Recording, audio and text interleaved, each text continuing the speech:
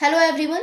तो आज हम समझेंगे कि फीमेल में ओव्यूलेशन कैसे होता है। फीमेल रिप्रोडक्टिव सिस्टम में डिफरेंट पार्ट्स होते हैं जिसमें शामिल होते हैं ओवरीज, फैलोपियन ट्यूब, यूट्रस यानी गर्भाशय और एंडोमेट्रियम। मेंस्ट्रुअल साइकिल यानी मासिक धर्म के दौरान ये सभी भाग अपना कार्य करते हैं। ओवरीज यानी कि अंडाशय के प्रत्येक तरफ हजारों फॉलिकल्स होते हैं जो कि इमैच्योर एग होते हैं। ये एग एक फीमेल रिप्रोडक्टिव सेल्स होते हैं।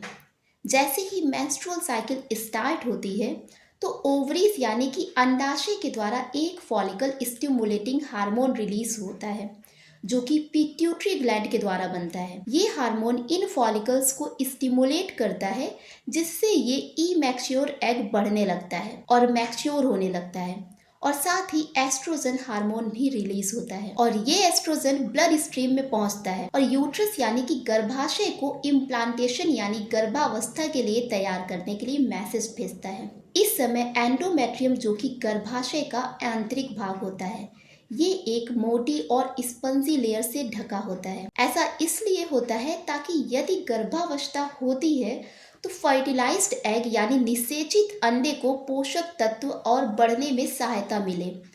डे 7।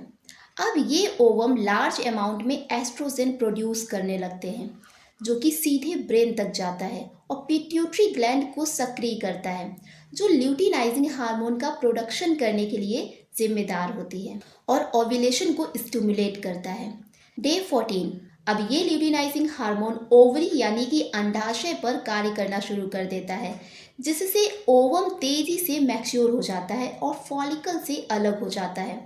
अब फैलोपियन ट्यूबों में से एक फॉलिकल को घेर लेती है जिससे ये पूरी तरह से खुल जाता है और अंडे को बाहर निकाल देता है और इस प्रोसेस को ही ओव्यूलेशन कहा जाता है। इस फैलोपियन ट्यूब के अंत में एक उंगली के जैसा स्ट्रक्चर होता है जिसे फिम्ब्री कहते हैं जो कि सेल्स का एक समूह होता है जो इस अंडे को इकट्ठा करके इसे फैलोपियन ट्यूब तक ले जाने के लिए जिम्मेदार होती है। अब यहाँ मसल में कुछ कॉन्ट्रैक्शन होता है जिसके कारण ये जो एग होता है ये यूट्रस यानी कि गर्भाशय में धकेल दिया जाता है और अब अगर सेक्सुअल इंटरकोर्स होता है तो उस दौरान फीमेल की वेजाइना में स्पर्म एंटर करता है और ये स्पर्म इस एग को फर्टिलाइज करता है जिससे कि एक जाइगोट का निर्माण होता है और ये जाइगोट एक एम्ब्रियो यानी कि भ्रूण बनाता है और ये एम्ब्रियो ही शुरुआत होती है एक नए जीवन की। आई होप आपको वीडियो पसंद आई होगी और अगर वीडियो अच्छी लगी तो प्लीज़ चैनल को सब्सक्राइब करें और वीडियो को लाइक करें।